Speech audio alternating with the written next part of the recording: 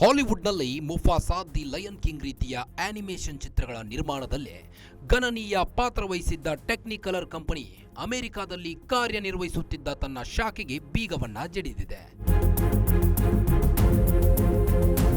ಇದರಿಂದಾಗಿ ಕಂಪನಿಯನ್ನ ನಂಬಿಕೊಂಡು ಜೀವನ ಸಾಗಿಸುತ್ತಿದ್ದ 10,000ಕ್ಕೂ ಹೆಚ್ಚು ಜನ ಬೀದಿಗೆ ಬಿದ್ದಿದ್ದಾರೆ.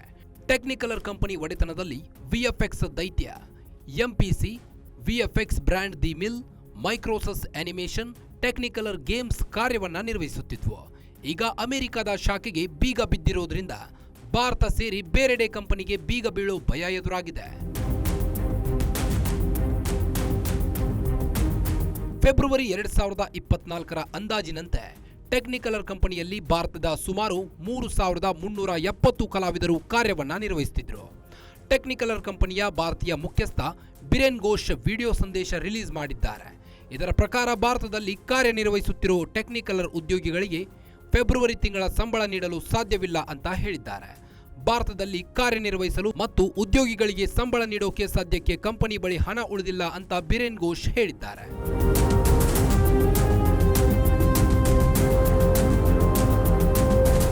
ಟೆಕ್ನಿಕಲರ್ ಕಂಪನಿ ಸಂಪೂರ್ಣ ಮುಚ್ಚಿ ಹೋಗೋ ಸನ್ನಿವೇಶ ಎದುರಾಗಿದ್ರು ಕಂಪನಿಯ ಮುಖ್ಯ ಕಾರ್ಯನಿರ್ವಾಹಕ ಅಧಿಕಾರಿ ಕ್ಯಾರೋಲಿನ್ ಪ್ಯಾರೆಟ್ ಮತ್ತೆ ಎಂದಿನಂತೆ ಕಾರ್ಯನಿರ್ವಹಿಸೋ ವಿಶ್ವಾಸವನ್ನ ವ್ಯಕ್ತಪಡಿಸಿದ್ದಾರೆ.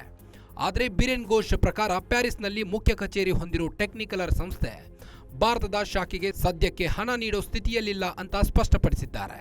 ಇದರಿಂದಾಗಿ ಹಲವಾರು ಭಾರತೀಯರು ನೌಕರಿ ಕಳೆದುಕೊಳ್ಳೋ ಹಾಗಾಗಿದೆ. ಇದರಿಂದಾಗಿ ಸಂಬಳವನ್ನೇ ನಂಬಿಕೊಂಡು ಬದುಕುತ್ತಿದ್ದವರು ವಿಲವಿಲ ಅಂತ ಒದ್ದಾಡುವಂತಾಗಿದೆ. ಕೆಲವರು ಮನೆ ಬಾಡಿಗೆ ಕಟ್ಟಲು ಸಹ ಸಾಧ್ಯವಾಗದ ಪರಿಸ್ಥಿತಿಯಲ್ಲಿದ್ದಾರೆ. ಇನ್ನು ಕೆಲವರು ತಿಂಗಳ ಇಎಂಐ ಕಟ್ಟೋದು ಹೇಗೆ ಅಂತ ತಲೆ ಮೇಲೆ ಕೈ ಹೊತ್ತು ಕುಳಿತಿದ್ದಾರೆ.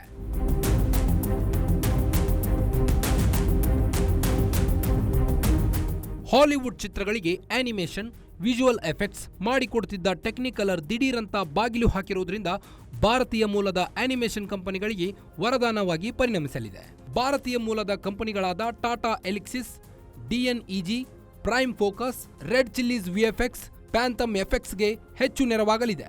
ಅಲ್ಲದೆ ಟೆಕ್ನಿಕಲರ್ ಬಾಗಿಲು ಹಾಕಿರೋದ್ರಿಂದ ಕಡಿಮೆ ಸಂಬಳಕ್ಕೆ ಹೆಚ್ಚು ಕೌಶಲ್ಯ ಹೊಂದಿರೋ ಕಲಾವಿದರು ಲಭ್ಯವಾಗಲಿದ್ದಾರೆ. ಹೀಗಾಗಿ ವಿಎಫ್ಎಕ್ಸ್ ಉದ್ಯೋಗ ಮಾರುಕಟ್ಟೆಯಲ್ಲಿ ಅಲ್ಲೋಲ ಕಲ್ಲೋಲ ಸೃಷ್ಟಿಯಾಗುವ ಸಾಧ್ಯತೆಗಳು ಹೆಚ್ಚಾಗಿವೆ.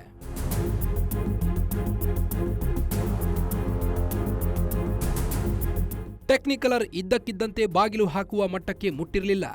ಟೆಕ್ನಿಕಲರ್ ಯಾವಾಗ ಮುಚ್ಚಬಹುದು ಅನ್ನೋ ಕುರಿತು ಊಹಾಪೋಹಗಳು ಹರಿದಾಡುತ್ತಿದ್ವು. 2020ರಲ್ಲಿ ಕೊರೋನಾ ಸಾಂಕ್ರಾಮಿಕ ರೋಗ ಜಗತ್ತಿನಲ್ಲಿ ಆರ್ಭಟಿಸಲು ಆರಂಭಿಸಿದಾಗಲೇ ವಿಎಫ್ಎಕ್ಸ್ ವಲಯದಲ್ಲಿ ತಲ್ಲಣಗಳು ಶುರುವಾಗಿದ್ವು. ಇದರ ಜೊತೆಗೆ 2021-2021ರಲ್ಲಿ ಕೊರೋನಾ ಎರಡನೇ ಅಲೆಯಲ್ಲಿ ಈ ವಲಯ ತೀವ್ರ ಸಂಕಷ್ಟಕ್ಕೆ ಗುರಿಯಾಗಿತ್ತು.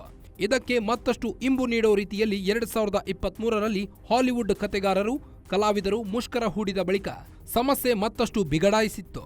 ಇದೆಲ್ಲವನ್ನು ತೆಗೆದುಕೊಳ್ಳಲಾಗದೆ ಟೆಕ್ನಿಕಲರ್ ಇದ್ದಕ್ಕಿದ್ದಂತೆ ಜಗತ್ತಿನ ಬೇರೆ ಬೇರೆ ಕಡೆ ಕಾರ್ಯನಿರ್ವಹಿಸುತ್ತಿದ್ದ ಶಾಖೆಗಳಿಗೆ ದಿಢೀರ್ ಬೀಗ ಜಡಿದಿದೆ. ಗ್ಯಾರಂಟಿ ನ್ಯೂಸ್, ಸುದ್ದಿ ಖಚಿತ, ನ್ಯಾಯ ನಿಶ್ಚಿತ.